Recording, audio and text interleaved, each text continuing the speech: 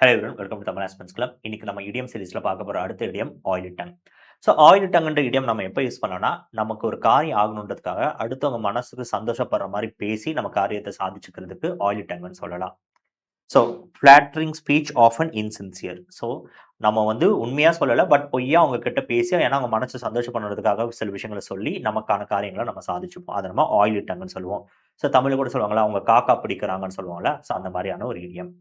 So இந்த scene பார்த்துருப்பீங்க. இதுல சரத்குமார் கிட்ட வடிவேலுக்கு ஒரு காரியம் ஆகணும். ஸோ டப்புன்னு எப்படியாவது எனக்கு ஹெல்ப் பண்ணுங்கன்னு சொல்லிட்டு, அவர் சொன்ன உடனே 100 ஆண்டு காலம் வாழ்க, நோய் நொடி இல்லாம வாழ்கன்னு சொல்லிட்டு ஒரு பாட்டு பாடி அவர் மனச சந்தோஷப்படுற மாரி பேசுவாரு.